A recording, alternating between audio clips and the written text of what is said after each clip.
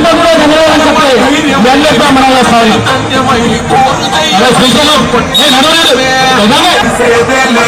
ముందు దయచేసి ముందుకు వచ్చిన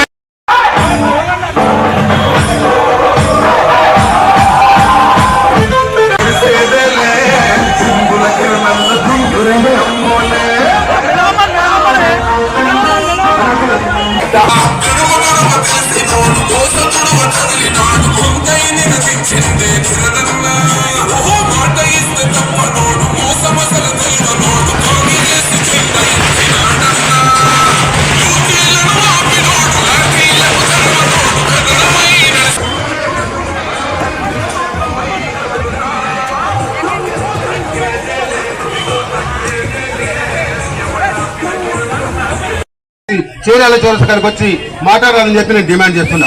అంతేకాదు మొన్న ఎన్నికలు అయినాయి ఇక్కడ వదిలిపెట్టమా 10 ఏళ్ల పాటు అధికారం అడ్డపెట్టుకొని కేసీఆర్ కుటుంబం దోసుకునేంత కక్కిస్తాం, మొత్తం వాళ్ళ దర్యాప్తు చేసి మొత్తం జైల్లో పడేస్తాం. పడేయాలా వద్దా? ఎవరి కోసం వచ్చింది తెలంగాణ? మీ అందరం ఎంపీలో ఆ రోజు మీరు నన్ను ఆశీర్వదించి జనగామ నియోజకవర్గం హైయెస్ట్ మెజార్టీ ఇచ్చి నాకు గెలిపించిన ఎంపీగా మీ అందరి కోసం సోనియా గాంధీ కాంగ్రెస్ పార్టీ పార్లమెంట్ లో కొట్లాడి తెలంగాణ తీసుకురాలే. రేపు కేసీఆర్ ఒక్కడానికి కూడా వచ్చిన తెలంగాణ ఏందో ఆయన కొడుకు, ఆయన తర్వాత ఆయన ముఖ్యమంత్రి, ఆయన తర్వాత ఆయన కొడుకు ముఖ్యమంత్రి అంటే ఆయన బిడ్డంట, అల్లుడంట అంటే ఇదొక తెలంగాణ రాష్ట్రం కాదు, ఇక్కడ ప్రజాస్వామ్యం లేదు. తెలంగాణ రాజ్యానికి నేను రాజుని, నాకు వదిలిపెట్టేది వదిలిపెట్టవా? ఈసారి మీరు చేయాలా? ఈ ప్రాంత ప్రజలంతా మీరు హామీస్తున్నారు కోమటిరెడ్డి రాజగోపాల్ రెడ్డిగా. మీ ముద్దు బిడ్డ మా పార్లమెంట్ సభ్యుని అంతకుముందు గతంలో నన్ను ఆశీర్వదించరు. ఈసారి నా తమ్ముడిని గెలిపారు. మీరు గెలిపిస్తారా? ఈ ప్రాంతం చేరియాల నియోజకవర్గం తమ్ముడు చెప్పినట్టు రెవెన్యూ డివిజన్ అవుతుంది.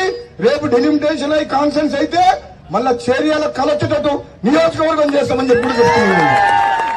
ప్రతాపన్ ఉన్నాడు, రాజలింగం గారు ఉన్నాడు. చేరియాల అనేది అన్న ఇంతకుముందు చెప్పింది, ఇది సమితి ఉండే ఒకప్పుడు. తర్వాత చేరియాల ఒక నియోజకవర్గం. ఈ రోజు మీరు నియోజకవర్గ స్థాయి నుంచి డీలిమిటేషన్ 2009లో ఒక మండల స్థాయికి వచ్చారు. మళ్ళీ ఇప్పుడు డీలిమిటేషన్ 2026 వస్తుంది. చేరియాలను మళ్ళా ఒక నియోజకవర్గం చేస్తామని నన్ను పార్లమెంట్ కు పంపిస్తే రేపు డీలిమిటేషన్ కమిటీలో కూర్చొని మళ్ళీ మీ గౌరవం మీకు దక్కేలా చేరియాల మళ్ళా ఒక డివిజన్ కాదు, ఇప్పుడు డివిజన్ చేస్తాం. మళ్ళీ చేరియాలను మళ్ళీ ఒక నియోజకవర్గం చేసేటువంటి ప్రక్రియ తీసుకొస్తామని తెలియజేస్తున్నాను. ఎందుకంటే ఒకప్పుడు మీరు చేరియాల అని గొప్పగా చెప్పుకునేటువంటి నియోజకవర్గం ఉంది. ఈ రోజు అదే గౌరవాన్ని మీకు దక్కించే విధంగా నేను ముందుకెళ్తా. మీ అందరికి ఒకటే, నన్ను ఆశీర్వదించండి. నేను మీకు మీ వెంటనే ఉండి నేను పార్లమెంట్కి వెళ్లి మనకు రావాల్సిన నిధులు తెచ్చుకుంటాము. 2014 విభజన హామీల ప్రకారం మనకు కోట్ల రూపాయలు రావాలి. కానీ కేసీఆర్ కి చిత్తశుద్ధి లేదు. కేసీఆర్ నరేంద్ర మోడీ తోటి లోపల దందా చేస్తాడు, కానీ మన బాబు కోసం పోయి డబ్బులు తీసుకురానికి ఎప్పుడు ముందుకు పోలే. కానీ నేను ఒకటి చెప్తా, ఇవాళ రేవంత్ రెడ్డి గారు ముఖ్యమంత్రి అయ్యారు. ఇవాళ రేవంత్ రెడ్డి గారు గత 150 రోజుల పాలనలో 1 కోటి మంది అప్లికేషన్లు ప్రజాపాలన ద్వారా తీసుకురు. మీ సమస్యలను పరిష్కారం చేయాలని చిత్తశుద్ధి రేవంత్ రెడ్డి గారికి ఉంది. మీరు కొంచెం సమన్వయం పాటించండి. నిన్ననే యాదగిరిగుట్టలో లక్ష్మీనరసింహస్వామి సాక్షిగా చెప్పిండు, 2 లక్షల రుణమాఫీ ఆగస్టు 15 కల్లా ఎవడు ఎటు పోయినా ఎవడు ఉన్నా లేకున్నా ఇస్తా అని చెప్పిండు. కాబట్టి తల్లి ఇప్పుడు ఆశీర్వదించండి. ఎందుకంటే ఇప్పుడు రాష్ట్రంలో కాంగ్రెస్ పార్టీ ఉంది. మీకు కూడా డెవలప్మెంట్ కావాలంటే మననే పల్లరాజారెడ్డి కోటేశారు. ఎటువా పక్క ఊర్లో ఎన్నో తిరుగుతుండు, ఈడ తిరుగుతలేడు. మీకేం చెప్పిండు? వచ్చిన 10 రోజులలో డివిజన్ చేస్తాడు. మరి ఎటువా డివిజన్ చేస్తాడు? వాడేవాడు డివిజన్ చేయడానికే అధికారం ఉంది. మేము మా అన్న రేవంత్ రెడ్డి ముఖ్యమంత్రి, మా అన్న రాజగోపాల్ రెడ్డి అన్నుడు, మా అన్న కొమ్మూరు ప్రతాప్ రెడ్డి అన్నుడు.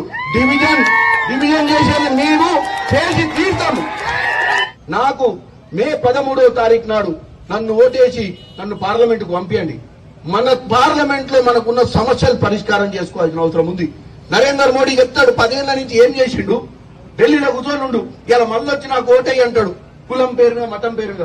మరి 10 ఏళ్ల నుంచి మన కష్టాలు ఏం దూరం చేసిండు చెప్పండి. కేసీఆర్ కి మద్దతు ఇచ్చిండు. కేసీఆర్ దోసుకొని 9 కోట్ల అప్పు చేస్తే తీసి బొక్కలేయాలి కదా. 9 లక్షల కోట్లు చేస్తే లోపల వేయాలి కదా. వేయలేదు. ఎందుకు వేయలేదు?